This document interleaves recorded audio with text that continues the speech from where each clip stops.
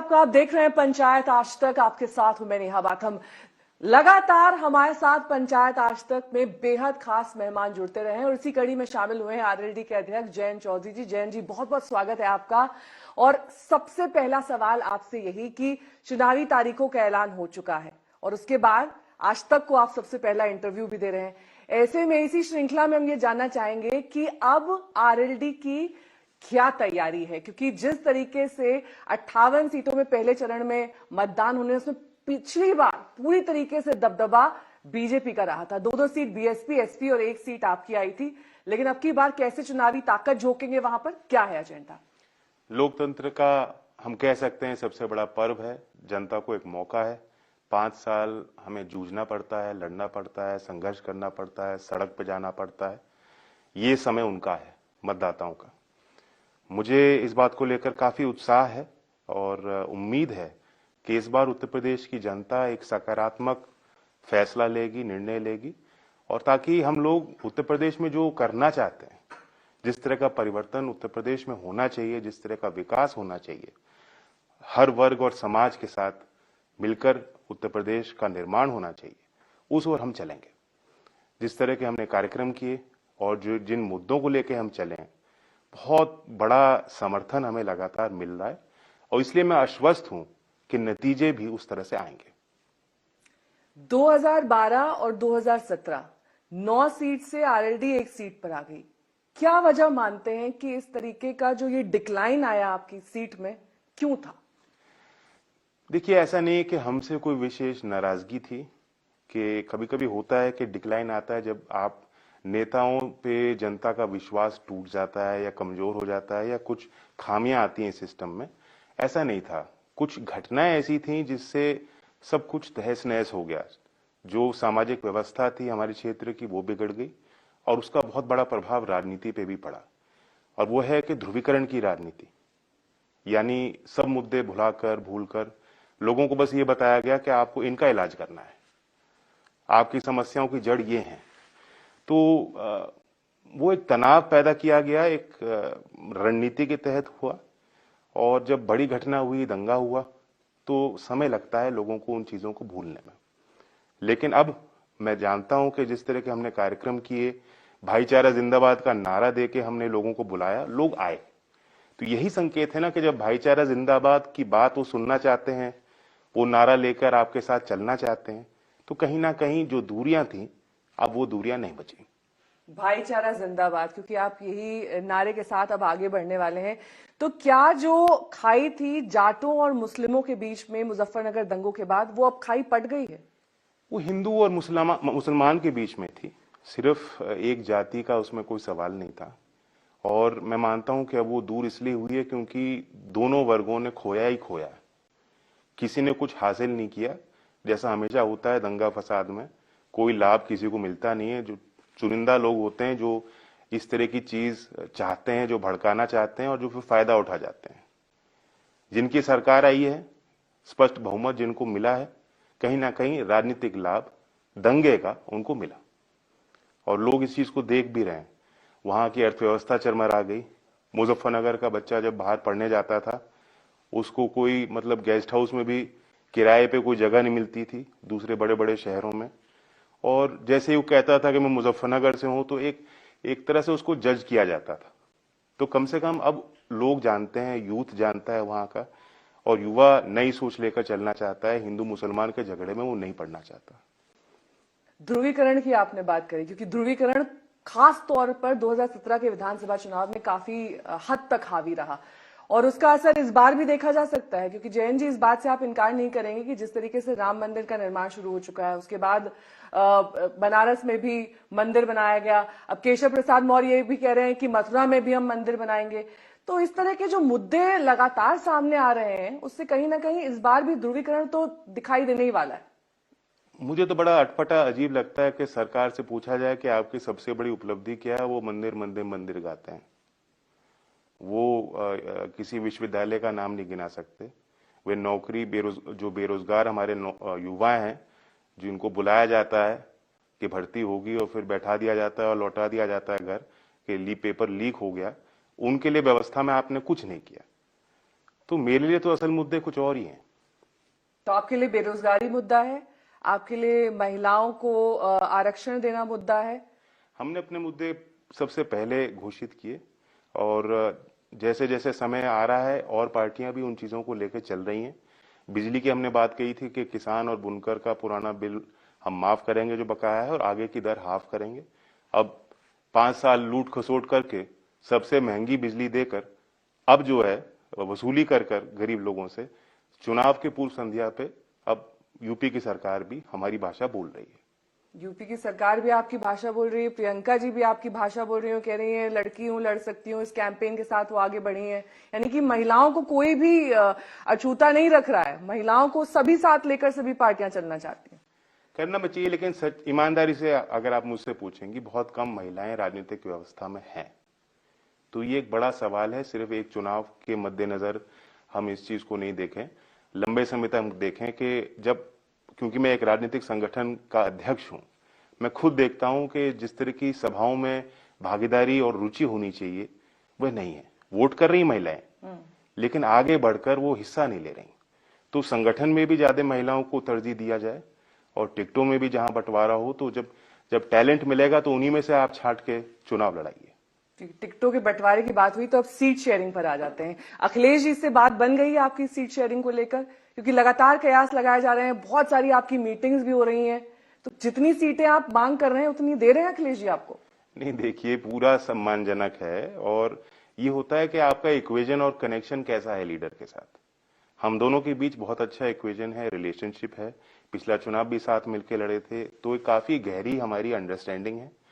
बाकी ये इस तरह की अटकलें जो लगाते हैं वो इस बात को नहीं समझते कि चीजें कितनी कॉम्प्लिकेटेड होती हैं। क्योंकि हमारा अपना एक रवैया है, अपनी एक सोच है, हमारे कार्यकर्ता हैं, वो भी चाहते हैं कि हम सीट पे हम लोग चुनाव लड़ें।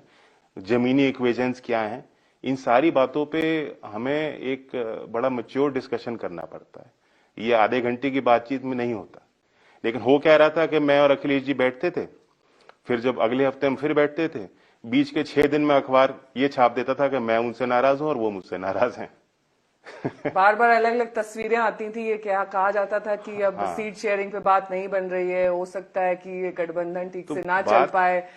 बात पूरी तो 30 से बन चुकी 35 है। सीटें आप मांग रहे हैं? नहीं, वो तो हमने सीटों की लिस्ट उनको दे रखी है और हमने और उनने बैठ के तय कर दिया, भले घोषित ना हुआ हो।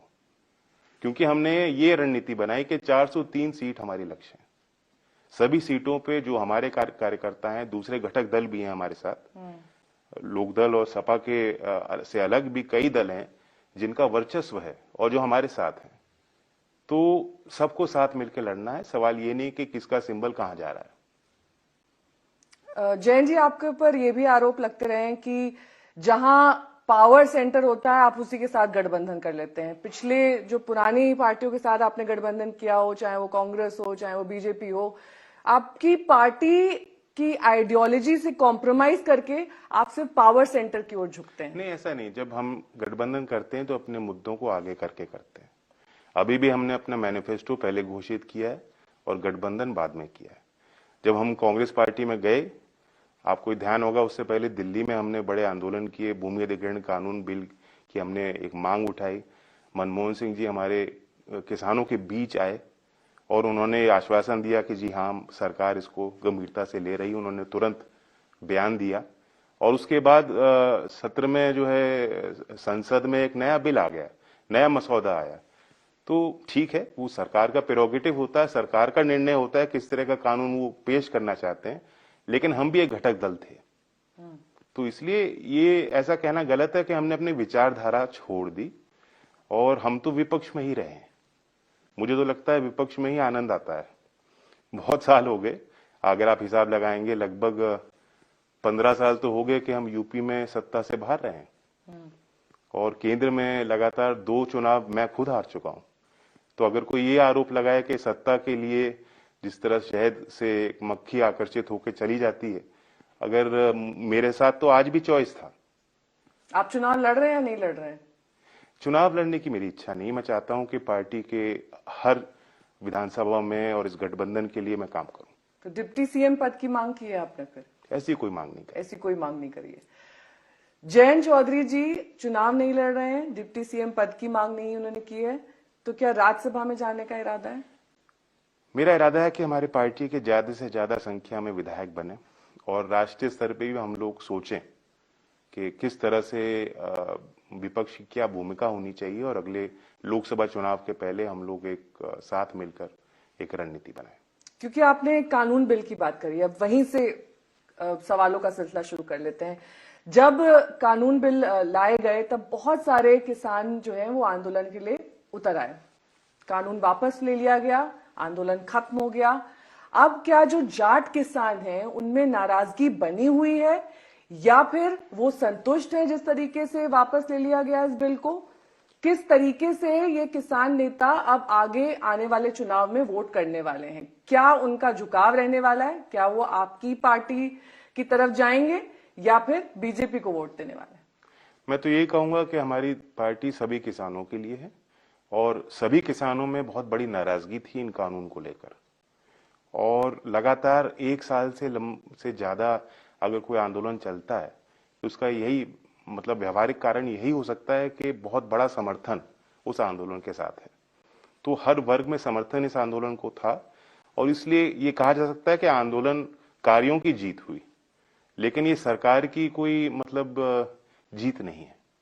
सरकार ने उनको कुछ नहीं दिया, सरकार तो उनके आगे झुकी है और झुकना पड़ा है।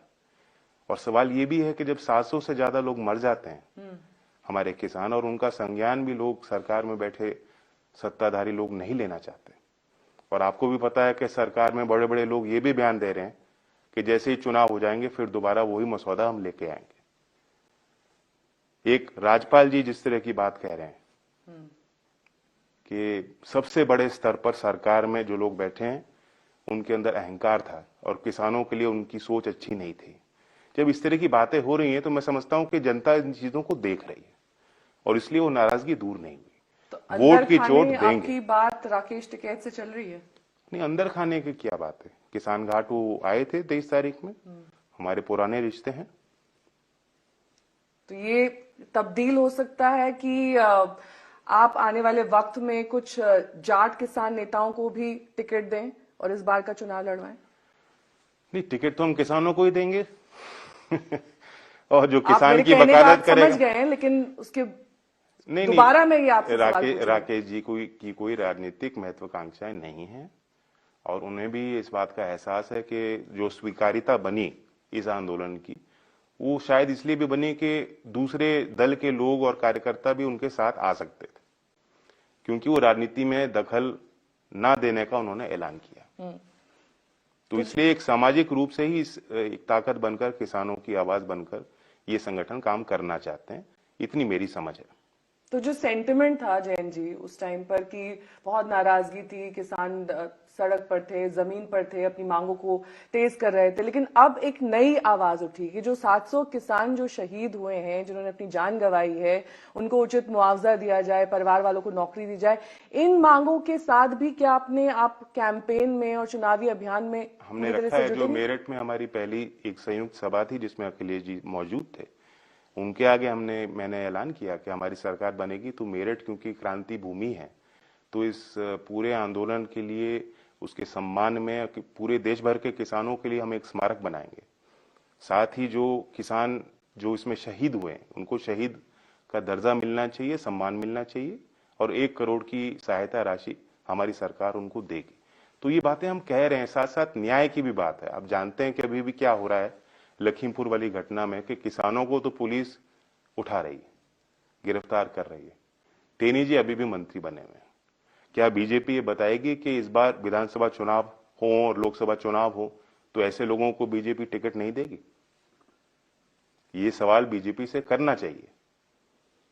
क्या टेनी जी को अगला चुनाव में टिकट दिया जाएगा? उनकी बर्खास्तगी की मांग तो आपकी पार्टी समेत तमाम मैं तो कह रहा विपक्षी पार्टियां उठा रही हैं। बर्खास्त करना तो छोड़ दीजिए, तो अगले चुनाव में भी टिकट देंगे और साथ बैठाएंगे पूरे टाइम। ये इसी बात से उनकी जो असली सोच है वो जनता के आगे उजागर हो रही है। जैन जी, चुनाव आयोग ने कहा है कि अब ज्यादातर रैलीज और कैंपेन्स वर्चुअली होने चाहिए। इसको लेकर अखिलेश यादव ने कहा कि जो इंफ्रास्ट्रक्चर बीजेपी का है, जिस बड़े स्तर पर, जिस खर्चे पर वो कर सकते हैं सब, Yes. उस तरह का इंफ्रास्ट्रक्चर बाकी पार्टियों का नहीं है। ऐसे में चुनाव आयोग को इस बारे में संज्ञान लेना चाहिए। नहीं, ठीक बात कही है। आप भी जानते हैं, आप मीडिया से हैं, अगर कोई अच्छा कंटेंट आपको बनाना है जिसको आम लोग क्लिक करें, लाइक करें, शेयर करें, तो उसकी क्वालिटी होनी चाहिए।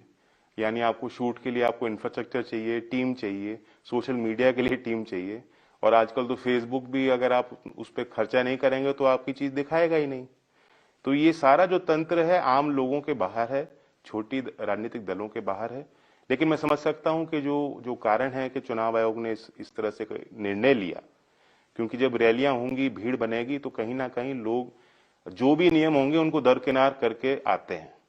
हम कितना ही कह लें कि मास्क पहनो, मास्क पहनो, मैंने तो पहना हुआ है, मैं सभाओं में भी पहनता हूं, लेकिन मैं देखता हूं लोग नहीं पहन रहे। और ये बीमारी बड़ी खतरनाक है, इसे हल्के में हम लोग नहीं ले सकते। मैंने तो खोया है, चौधरी अजीत सिंह जी, मेरे पिताजी इसी बीमारी के चपेट में फंसे और गए। तो मैं नहीं चाहता कि वो किसी के साथ भी वो दोबारा चीजें बीते। तो ये जो 1 महीने लंबा ये चुनाव चलने वाला है, 10 मार्च को वोटों की गिनती की जाएगी। इस पूरे 1 महीने के अंतराल में 7 फेजेस में उत्तर प्रदेश में चुनाव होना है और सभी तारीखों का अब ऐलान विस्तृत तौर पर कर दिया गया है। जयंत जी किस तरीके से उम्मीद कर रहे थे कि इस बार के चुनाव इतने ही फेजेस में होंगे, कम में होंगे, या फिर आप संतुष्ट हैं जिस तरीके से मैनेज किया गया है चुनाव आयोग की तरफ कम में ही होने चाहिए। अब इतने आधुनिक युग में हम लोग रह रहे हैं और इतनी फोर्स है केंद्र सरकार के पास, चुनाव आयोग के पास वो सामर्थ्य है। मुझे तो 7 फेज का भी समझ में नहीं आता। अच्छा, ये भी है कि अगर आपको खतरा दिख रहा है तो आप उसे स्पेस आउट कर दीजिए। सेम बूथ पे आप 2 दिन चुनाव कराइए। क्या जरूरी है कि 1 दिन में चुनाव हो जाएगा? लोग स्पेस आउट हो जाएंगे, मतदान कर लेंगे। तो चुनाव तो कम समय पे ही होना चाहिए और लोगों का जो है एक तरह से प्रोडक्टिव टाइम एंगेज होता है इसमें। आचार संहिता लग जाती है, विकास रुक जाता है। तो इसलिए जितने कम समय में हम लोग चुनाव करा लें, सफाई से करा लें, कम खर्चे में करा लें, देश को लाभ मिलेगा। हाल ही में योगी जी ने कहा कि जो 400 सीट की बात अखिलेश जी ने जीतने की कही थी, उन्होंने कहा कि वो 400 सीट का सपना ही देख रहे हैं। जो 3 सीटें भी मतलब हमारी या उनकी आने वाली हैं, वो एक तरीके से पूरी तरह से भ्रम की स्थिति में है। ये योगी जी ने कहा कि 3 सीटें भी जो छोड़ दी उन्होंने हमारे लिए, वो भी क्यों करी उन्होंने? मैं उसमें नहीं पढ़ना चाहता, क्योंकि 403 का फैसला अब जनता खुद करेगी। बहुत कम समय रह गया है। मैं इतना कह रहा हूं कि चुनाव में हम लोग बड़े मजबूती से डटे हुए हैं। पूरे 5 साल हमने संघर्ष किया, लाठियां खाई, मुद्दे उठाए, सड़क पे रहे, और जनता हमारे साथ।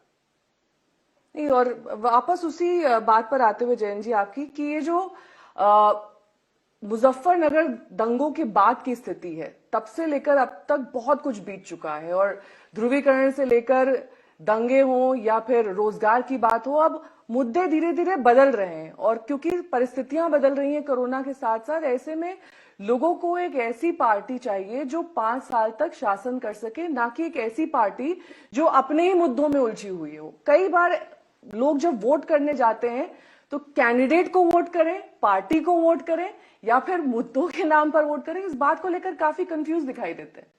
आप ठीक कह रही हैं, और मैंने ये पाया है कि अब फ्लोटिंग वोट बढ़ता जा रहा है। यानी वो वोटर जो किसी से नहीं जुड़ा, किसी मुद्दे से नहीं जुड़ा, वो माहौल से जुड़ा है। तो मुझे लगता है कहीं ना कहीं वो लोकतंत्र में अपनी वोट की अहमियत ही नहीं समझ पा रहे हैं। जो मतदाता ऐसे सोच के मतदान कर देते हैं कि बूथ में जाके देखा भाई किसकी जीत हो रही है, किसकी वोट ज्यादा पड़ रही है, चलो मैं भी वहीं डाल दूं। कहीं ना कहीं वो अपने वोट को हल्के में ले रहे हैं। और ये चीजें हैं, लोकतंत्र में रहेंगी। और जहां तक राजनीतिक पार्टियां हैं, अगर हम लोग मुद्दों को लेकर चलें, उस पर स्पष्ट रहें, उन पर डिबेट हो, तभी चीजें दूर हो सकती हैं। इसलिए हमने सबसे पहले 4 महीने पहले चुनाव के हमने अपना मैनिफेस्टो जारी कर दिया कि एक चर्चा तो बने और लोग मजबूर तो हों। उसके बाद जो हमने सभाएं करी, हर सभा में मैं एक वादे को लेकर बता रहा था लोगों को। तो यानी सिर्फ मैनिफेस्टो ऐसा नहीं कि हमने घोषित कर दिया और बगल में रख दिया, लोग भूल गए। उसी पे आधारित हमने कार्यक्रम भी किए। तो जनता जानती है कि हमने क्या वादा किया है। समाजवादी पार्टी ने एक समय में कांग्रेस से अलायंस किया, उसके बाद बीएसपी से भी वो अलायंस करके देख चुकी है। दोनों बार अखिलेश यादव ने कह दिया कि केमिस्ट्री नहीं बनी इस बार आपके साथ ठीक तरह से केमिस्ट्री बन रही है उनकी? हाँ, केमिस्ट्री, फिजिक्स सब कुछ ठीक है। जैन जी, आपके ऊपर यह भी आरोप लगता है कि आप विरासत में आपको राजनीति मिली है। आपके दादा राजनीति में थे, सब जानते हैं उन्हें। आपके पिताजी थे अजीत सिंह जी। लेकिन इस विरासत को आगे बढ़ाने में अब जयंत चौधरी किस तरीके से कमर कस चुके हैं, ये जनता जानना चाहती कि कैसे अब और ज्यादा आरएलडी आगे बढ़ने वाली है, कैसे नेशनल लेवल पर या फिर स्टेट लेवल पर कैसे अपना वर्चस्व कायम करेंगे। सवाल राजनीति में है कि नवीनीकरण होते रहना चाहिए और एक तरह से ऑर्गेनाइजेशंस खुली रहनी चाहिए, कोई बंदिश ना लगे कि कोई आदमी पार्टिसिपेट करना चाहता है, वो भाग लेना चाहता है, वो राजनीतिक मुख्यधारा में आना चाहता है, तो उनको अवसर मिलने चाहिए। तो यही मेरा उद्देश्य है कि अपनी पार्टी में भी नए लोगों को जो दूसरे क्षेत्र में जिन्होंने काम किया है, लंबा अनुभव रहा है, उनको हमने जोड़ा है। फॉर इंस्टेंस एक यंग एक्टिविस्ट है प्रशांत, पत्रकार रहा वो, काफी उसको उसके पीछे सरकार भी पड़ी और हमने उसको राजनीति में अपने संगठन में अहम जिम्मेदारी दी है। तो इस तरह के लोग जब आएंगे, जो दूसरे वॉक्स ऑफ लाइफ से आते हैं, उनका एक अलग नजरिया काम करने का एक दृष्टिकोण होता है, तो हम उसमें कोशिश कर रहे हैं कि नए लोग आए। साथ हमारी ये भी मांग है, आप देखते हैं कि अब यूथ जिस तरह से बढ़ चढ़कर हिस्सा ले रहा है, जब प्रधानी का चुनाव होता है तो आप देखेंगे बहुत यंग लोग प्रधान बन रहे हैं, यंग गर्ल्स, यंग बॉयज, वो रैलीज में आ रहे हैं, वो भाग ले रहे हैं, वो चुनाव भी लड़ना चाहते हैं। तो अभी भी वो पुरानी चीजें हैं। आप देखते हैं कि 25 साल की तो एज लिमिट है, आप शादी कर सकते हो, आप व्यवसाय कर सकते हो, आप सारे निर्णय अपने जीवन के ले सकते हो, आप वोट कर सकते हो, लेकिन आप चुनाव नहीं लड़ सकते। तो ये उम्र भी घटनी चाहिए। यानी अगर आप 21 साल, अभी 25 की लिमिट है, अगर आप हाउस की मेंबरशिप चाहें या लोकसभा या राज्यसभा या विधानसभा, तो 25 साल की एक लिमिट है, उसको घटाना चाहिए। तो वहां से नए लोग आएंगे और एक नए विचार को लेकर लोग राजनीति में अपनी एक छाप छोड़ेंगे, पहचान बनाएंगे। जैन जी, ये इतिहास रहा है कि उत्तर प्रदेश में कोई भी पार्टी की दोबारा सरकार नहीं बनी है, और यही ट्रेंड आपको लगता है इस बार भी देखने को मिलेगा या फिर इतिहास बदल जाएगा? बीजेपी दोबारा आ सकती है, क्योंकि जिस तरीके की भगवा लहर हमने देखी और 2014 में जब लोकसभा चुनाव हुए वो भगवा लहर का इफेक्ट दिखाई दिया, उसके बाद अब 2024 में क्या ये प्रीकर्सर रहेगा? 2022 एक कर्टन रेजर है 2024 के लिए? बिल्कुल रहेगा। यूपी का बड़ा महत्व है देश की राजनीति में, और यूपी के जो मतदाता फैसला लेंगे उसका जरूर उसकी गूंज दूर तक जाएगी। और जहां तक सवाल है कि क्या सरकार दोबारा रिपीट हो सकती, मैं नहीं मानता, क्योंकि उन्होंने कोई काम नहीं किया। नीति आयोग की रिपोर्ट आई, स्वास्थ्य में 19 राज्यों में सबसे आखिरी पायदान पे हमारा उत्तर प्रदेश है। नीति आयोग की रिपोर्ट आई जिसपे यूएनडीपी के मेथोडोलॉजी को उन्होंने अडॉप्ट करके ये पाया कि 38% यूपी की जनता गरीब है। 3 सबसे गरीब राज्यों में हमारी गिनती है। योगी जी कहते हैं गड्ढा मुक्त हमने सड़कें बना दी। 2019 में केंद्र सरकार का आंकड़ा है कि 1000 लोग गड्ढों के कारण मारे गए। चलिए, चुनाव बेहद नजदीक है और 15 जनवरी के बाद आप की पार्टी और साथ ही सभी चुनावी पार्टियां अपनी पूरी ताकत झोंकने वाली हैं, तो आपको बहुत बहुत शुभकामनाएं आने वाले चुनाव के लिए। बहुत बहुत शुक्रिया हमसे बातचीत करने के लिए जयंत जी। तो ये थे जयंत चौधरी जो बताए थे कि किस तरीके से आने वाले वक्त में उनका चुनावी प्लान अब पूरी तरीके से तैयार हो चुका है। मैनिफेस्टो में किसानों को और साथ ही विकास के कई मुद्दों को अहमियत दी गई है। तो पंचायत आज तक में मेरे साथ अभी के लिए बस इतना ही। देश और दुनिया की तमाम खबरों के लिए आप देखते रहिए आज।